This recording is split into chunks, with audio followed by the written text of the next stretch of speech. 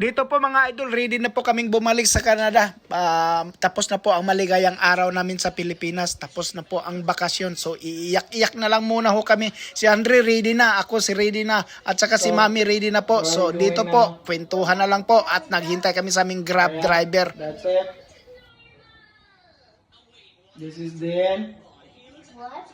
This is the end. Yeah, but I'm coming back once school finished. You're coming back when school's finished. Yeah, it's one school only. Yeah, why you don't like you like it here?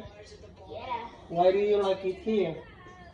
because here's the best. The best, like what best?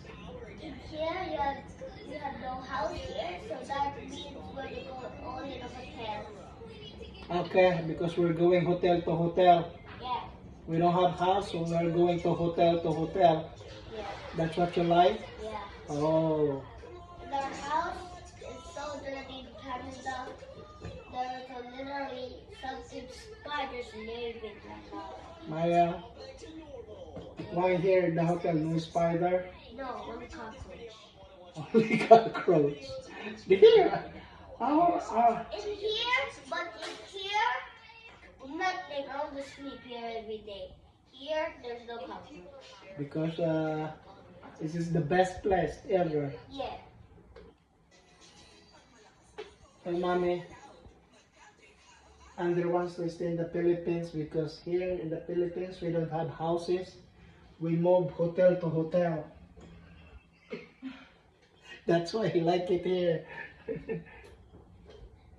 Say bye-bye. Bye. Bye, Philippines.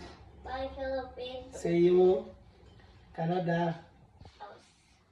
Well, stay here.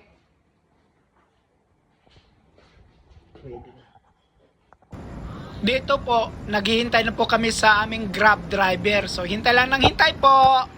So, this is it. The last. Finito. So dito po, nag-lining up na po kami para mag-check-in sa aming mga luggage. Si Andre naman po tuwang-tuwa sa kanyang laruang nabili. So ito po yung ruta namin pa Manila hanggang Narita, Japan. Masayang-masaya ho kami kasi napaka-smooth ang drive, kaso nga lang may turbulence. Pagdating namin sa Japan, puwerat! Cancel ang flight papuntang Canada. Patay!